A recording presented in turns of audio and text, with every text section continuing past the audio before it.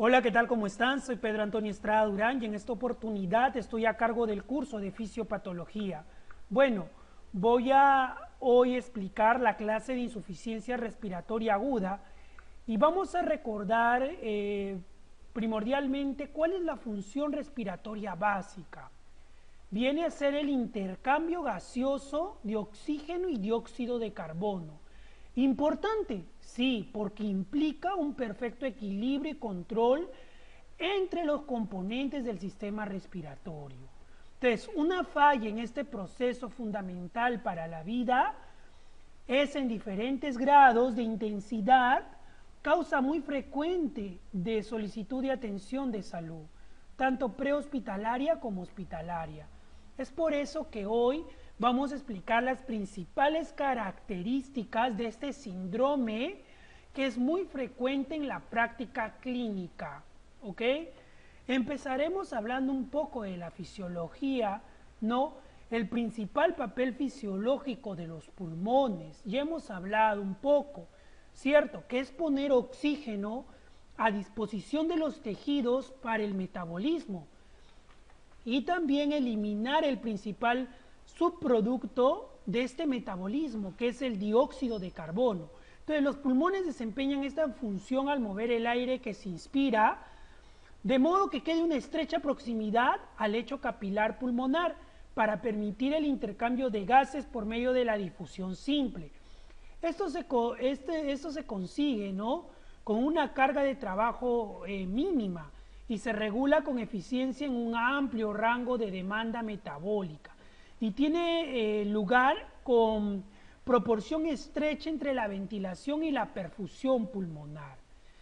Entonces, la extensa área de superficie del sistema respiratorio también debe protegerse de una amplia variedad de infecciones y también de nocivos fenómenos adversos de tipo ambiental, ¿cierto? Y los seres humanos somos seres complejos y poseemos un sistema respiratorio complejo y también eficiente que satisface estos requerimientos diversos, ¿no? Y cuando ocurre lesión de los componentes del sistema respiratorio, se altera la función integrada del conjunto. Entonces vamos a hablar de una insuficiencia respiratoria, que viene a ser la incapacidad del sistema respiratorio de cumplir su función básica, que es el intercambio gaseoso de oxígeno y dióxido de carbono. Entonces vamos a empezar explicando la parte de los componentes fisiológicos que están relacionados con una correcta función respiratoria. Entonces, la fisiología de los componentes del sistema respiratorio. Uno de ellos es el sistema nervioso. Bueno, el sistema nervioso, ¿no?, el sistema de control que comprende el núcleo dorsal y ventral del grupo de control del medular respiratorio y también sus nervios aferentes y eferentes asociados, estos actúan de común acuerdo con la corteza cerebral para determinar la frecuencia y también el esfuerzo respiratorio. Otro componente importante es la musculatura o la bomba, ¿no? En él, el diafragma es el principal músculo inspiratorio, ¿no? Pero muchos músculos accesorios también contribuyen en el proceso. En ellos tenemos a los intercostales internos, al supraesternal y al esternocleidomastoideo, que apoyados en la estructura de la caja torácica disminuyen la presión en el espacio pleural entre la caja torácica y el pulmón durante la inspiración, estableciendo una gradiente de presión entre la apertura de la vía aérea y el compartimiento alveolar que hace que el gas fluya en el pulmón.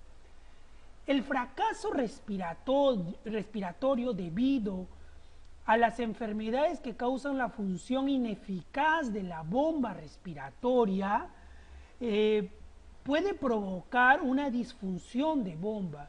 En condiciones normales, la expiración es pasiva y solo requiere del retroceso elástico de todas las estructuras.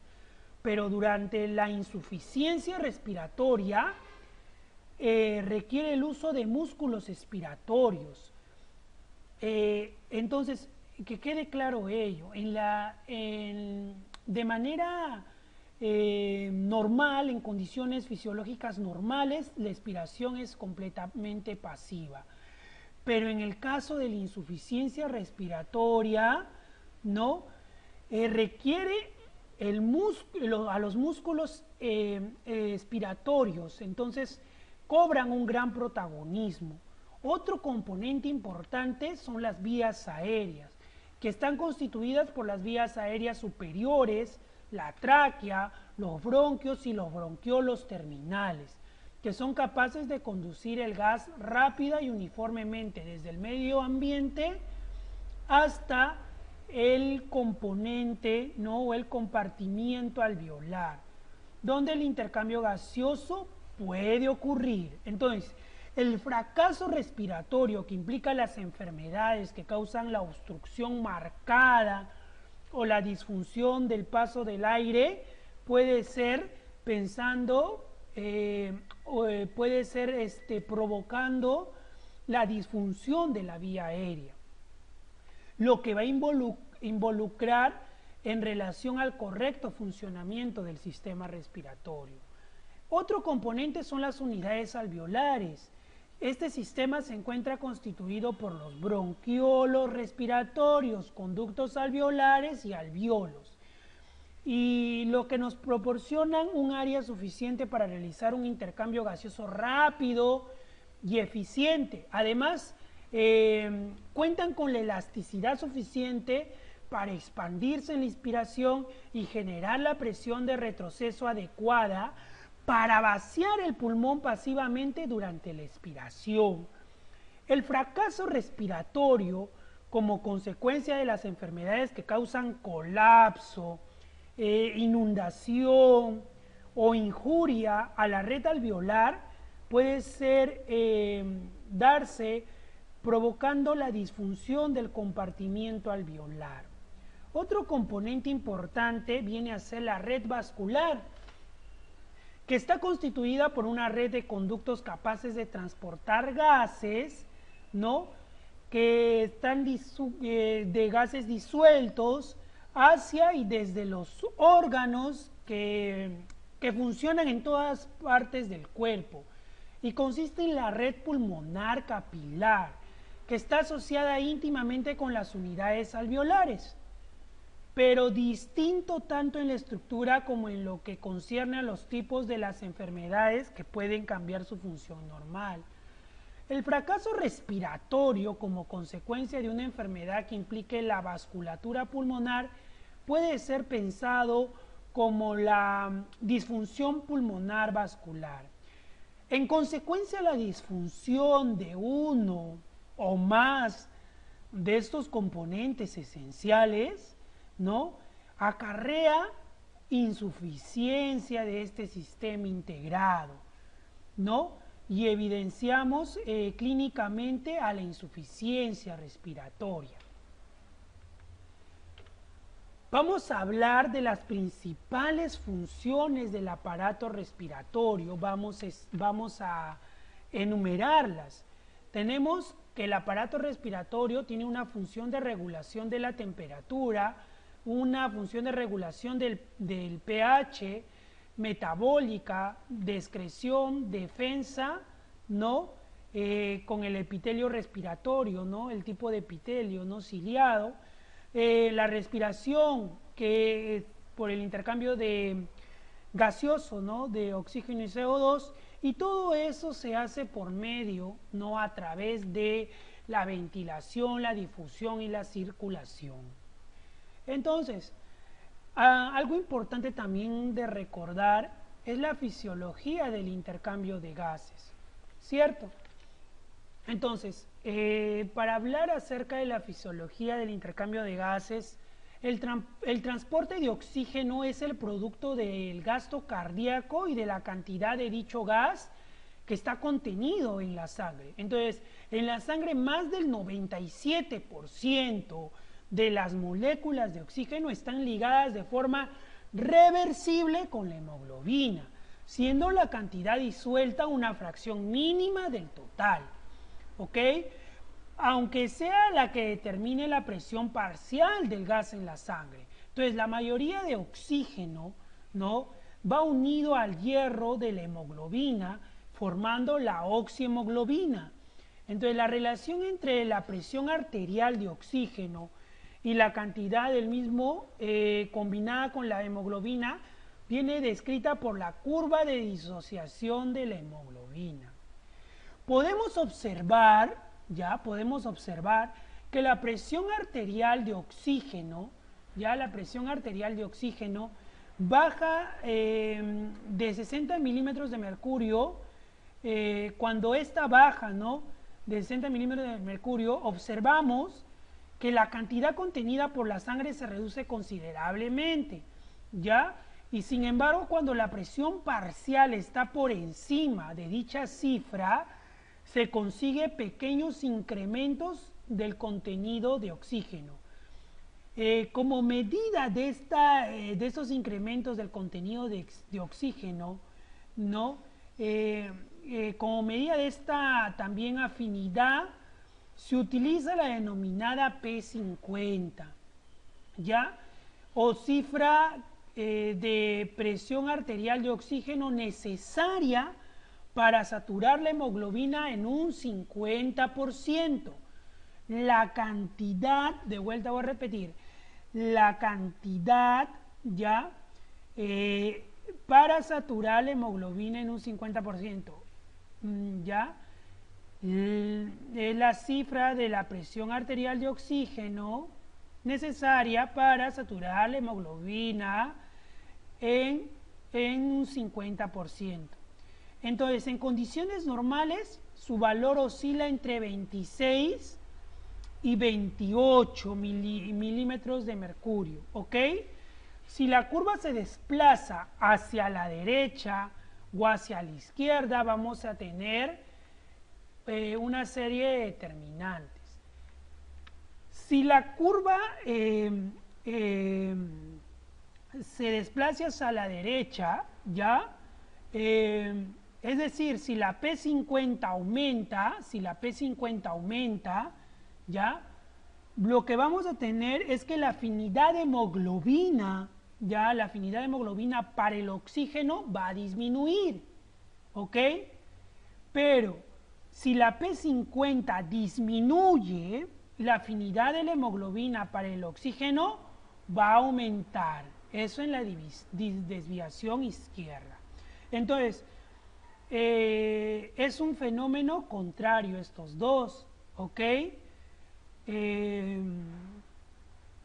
Si se desplaza hacia la izquierda o se desplaza hacia la derecha. Entonces, la disminución del pH plasmático o el aumento de la presión arterial de CO2 o dióxido de carbono o de la concentración intraeritrocitaria de la 2,3-difosfoglicerato, ¿no?, o de la temperatura corporal, ¿no?, provocan un incremento de la P50. Entonces, con lo que disminuye la afinidad de la hemoglobina por el oxígeno y se facilita su liberación a los tejidos. Entonces, en una desviación izquierda tendremos una disminución de la temperatura y una disminución del 2,3-difosfoglicerato acompañados de un aumento del pH. Mientras que en una desviación derecha tendremos un aumento del 2,3-difosfoglicerato, un aumento de la temperatura y una disminución del pH. Entonces, una vez recordado estos conceptos fisiológicos, vamos a pasar a hablar acerca de la insuficiencia respiratoria. Bueno, entonces la insuficiencia respiratoria viene a ser la incapacidad del aparato respiratorio para realizar el intercambio gaseoso, para mantener los niveles de oxígeno y CO2 normales, ¿ok? O sea, un PO2 normal y un PCO2 normal, ¿no? Que ahorita vamos a ver cuáles son los valores normales también. y bien sea para oxigenar o para eliminar el exceso de dióxido de carbono. Entonces, vamos a ver que se va a definir nuevamente como la incapacidad del sistema respiratorio de cumplir su función básica, ¿cierto? Su función básica, que es el intercambio gaseoso, ¿ya? De oxígeno y dióxido de carbono entre el aire ambiental y la sangre circulante. Este debe realizarse en forma eficaz y adecuada a las necesidades metabólicas del organismo, teniendo en cuenta la edad, los antecedentes y la altitud en que se encuentra el paciente. La insuficiencia respiratoria se define como la presencia de una hipoxemia arterial, o sea, una presión arterial de oxígeno menor de 60 milímetros de mercurio en reposo a nivel del mar y respirando aire ambiental. Hablaremos ya de insuficiencia respiratoria, acompañado o no de hipercapnia, que es el aumento de la presión arterial de dióxido de carbono mayor de 45 milímetros de mercurio. Entonces, denominaremos solo como hipoxemia solo si hablamos de hipoxemia, será cuando la presión arterial de oxígeno se encuentre en 80 milímetros de mercurio o por debajo de él, pero si es debajo de 60, insuficiencia respiratoria. Entonces, en la atención prehospitalaria, ¿no? Con una guía de pulsioximetría, ¿no? Se pueden considerar que valores de saturación de oxígeno van de 90 a 95%, que es lo normal de presión arterial de oxígeno, de 60 a 80 milímetros de mercurio, una hipoxemia, y de 90, si el 90% equivale a una presión arterial de oxígeno, entonces si vemos que es por debajo de 60 milímetros de mercurio, si llega a 60, estamos hablando de una insuficiencia respiratoria. Pero como ya hemos hablado de hipoxemia, tenemos que diferenciarlo de hipoxia. Entonces, vamos a definir a hipoxia. Hipoxia se define como la disminución del aporte de oxígeno a las células, lo que limita la producción de energía a niveles por debajo de los requerimientos celulares. O sea, consiste en el déficit del aprovechamiento de oxígeno. O sea, lo que quiere decir que en nuestra sangre podemos tener valores normales de oxígeno, pero que hay un problema en cuanto a que mis tejidos no están aprovechando el oxígeno, ¿ok? No se están ventilando bien. Entonces, si nosotros hablamos de hipoxia, podemos encontrar en el AGA que nuestros niveles de presión arterial de oxígeno están normales. El problema es en la entrada, ¿cierto? Nuestros tejidos no están aprovechando el oxígeno, ¿no?, de la sangre, pero nuestros niveles de oxígeno a nivel arterial están normal, están en el número de valor fisiológico normal. Mientras que el descenso de oxígeno en la sangre, siendo la presión arterial de oxígeno menor de 80 milímetros de mercurio, me van a dar el concepto de hipoxemia. Entonces, acá sí va a haber un resultado claro de una disminución de la presión arterial de oxígeno, entre 60 a 80 milímetros de mercurio. Cuando tenemos un resultado de 80 milímetros de mercurio, hablamos de una hipoxemia. Entonces, una hipoxemia nos puede llevar a hipoxia, ¿cierto? Una hipoxemia nos puede llevar a hipoxia, ¿ok? Mientras que la hipoxia puede estar sin hipoxemia, ¿ok? Entonces, esto tiene que quedar claro, ¿ok? Vamos a continuar. Vamos a hablar acerca de los valores normales de la presión arterial de oxígeno a nivel del mar y respirando el área ambiental. Entonces vamos a hablar de un FiO2 de 0.21, una fracción de inspiratoria de oxígeno de 0.21. Esta fracción de oxígeno inspirado es porque en la atmósfera existe una cantidad diversa de gases, ¿cierto? Entre ellos el nitrógeno, pero de oxígeno es un 21% que existe. Entonces, nuestra fracción inspiratoria viene a ser el 0.21 de la cantidad de aire inspirado. Esa es la cantidad a nivel del mar y respirando un aire ambiental. Entonces vamos a continuar. Entonces vamos a tener los siguientes datos importantes.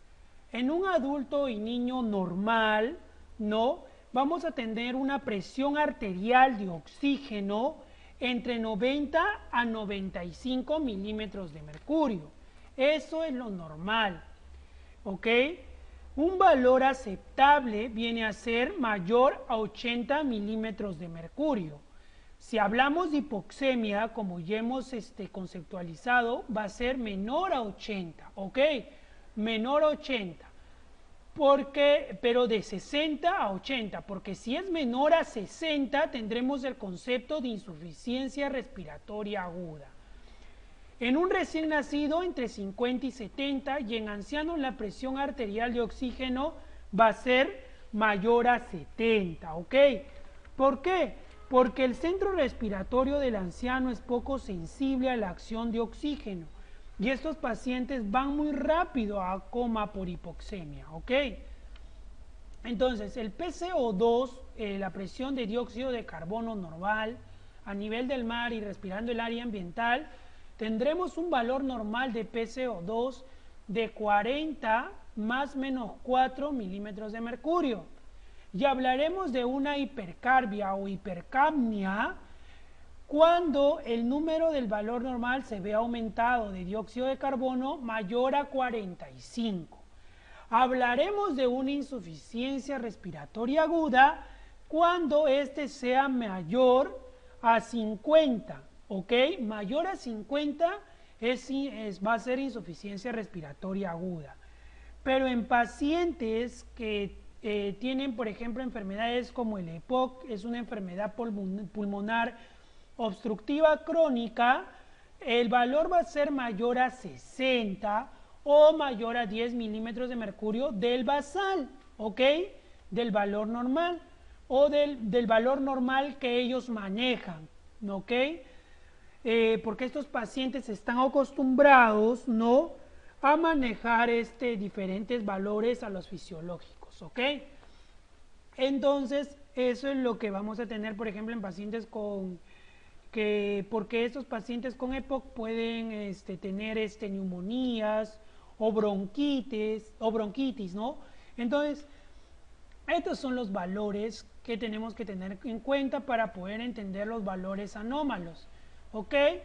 Lo normal es que tengamos de 90 a 95 la presión arterial de oxígeno, ¿ok? Una hipoxemia hablaremos de 60 a 80 y hablaremos de insuficiencia respiratoria cuando esté menos de 60. Hablaremos de valores normales de PCO2 entre 40 más menos 4, de hipercapnia mayor a 45 y de una insuficiencia respiratoria aguda mayor a 50, ¿ok? Entonces, esto es lo que tenemos que tener en cuenta, ¿ok? Si tenemos una insuficiencia respiratoria parcial, solo tendremos afectado a la presión arterial de oxígeno menor a 60, y si tenemos una insuficiencia respiratoria global, tendremos una presión arterial de oxígeno menor a 60, acompañada de una presión arterial de PCO2, no de dióxido de carbono, mayor a 50, ¿ok? Y ahorita vamos a entrar a la parte de clasificación, no de la insuficiencia respiratoria. Bueno, hasta aquí hemos terminado el primer video, vamos a continuar con la clase en el siguiente video, ¿ok?